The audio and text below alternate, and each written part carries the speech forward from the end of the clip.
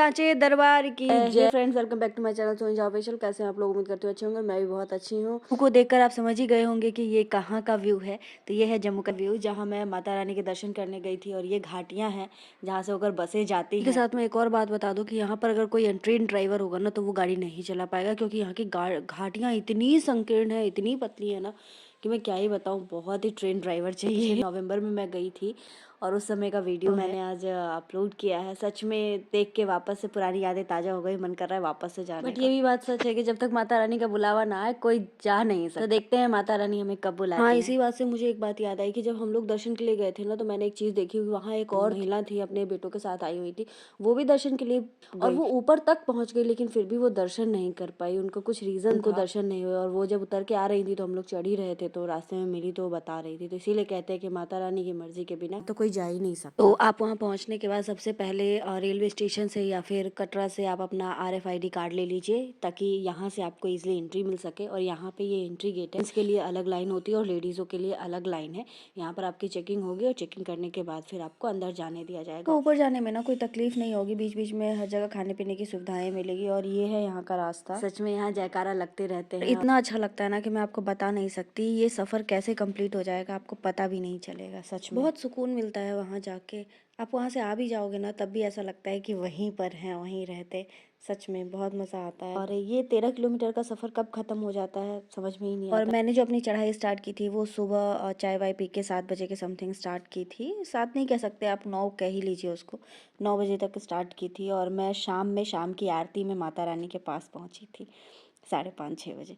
और एकदम माता रानी की आरती के वक्त मेरे दर्शन हुए। दर्शन मेरे बहुत अच्छे, बहुत सुकून मिला। मैं शायद लफ्ज़ों में बयान नहीं कर सकती। आपको रास्ते में बच्चों के लिए ट्रॉली मिल जाएगी। बड़े लोग घोड़े और पालकी का भी इस्तेमाल करते हैं, लेकिन मैं ये कहूँगी कि अगर आप चल सकते हैं तो प्लीज़ पैदल ही चलिए, ताकि क्यों जानवरों को तकलीफ देनी। ये इस वक्त मैं ऊपर पहुँच चुके हैं। यहाँ पे पार्वती भवन है, दुर्गा भवन है, बहुत सारे भवन है। आप वहाँ पे आराम से खाना खा सकते हैं, आराम कर सकते हैं।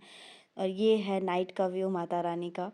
जो भवन का रास्ता है वो बहुत, देखिए कितनी लाइटिंग है, कितना अच्छा लगता है ना बहुत। अभी यहाँ पे काम भी चल रहा था एक्चुअली। जगह जगह बोर्ड्स लगे हुए थे कि रुकना मना है, यहाँ पे पत्थर की गिरने की संभावना है। ये नाइट का व्यू है चित्रकूट पर्वत का, जो कि आप नीचे से अगर देखेंगे ना तो नाइट में ये इसी तरीके से रास्ता पूरा दिखता है। लाइटिंग का एकदम जिगजैग फॉर्म में दिखता है। रात में मैंने दर्शन किए थे, शाम के दर्शन हुए थे मेरे माता रानी के। और मॉर्निंग में मैंने भैरव बाबा के दर्शन किए थे। रात में मैं ऊपर ही स्टे किया था मैंने। और ये रोपवे से मैं ऊपर गई थी, क्योंकि सुबह में बहुत थक गई थी और रात में आराम करने के बाद ना फिर तो पैर से चला ही नहीं जा रहा था।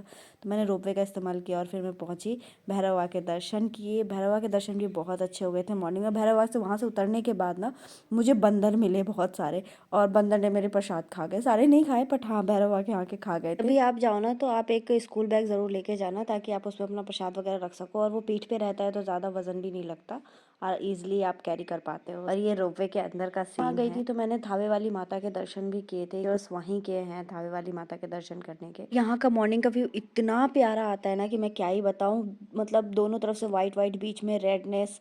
अभी आप देखोगे पिक्चर में बहुत प्यारा मौसम लगता है। देखिए यहाँ बीच में देख रहे हैं आप, रेडनेस दिख रही है, दोनों तरफ से लाइटिंग, बहुत प्यारा व्यू आता है। और सबसे अच्छी बात है कि यहाँ फ़ोन नहीं लगता है, तो आपको कोई डिस्टर्बेंस नहीं है, सुकून से रहिए आप आराम से। और जब रिटर्न आ रही थी तो कुछ पिक्चर्स क्लिक करवाए। एक्चुअली इस पिक्चर के पीछे एक स्टोरी है।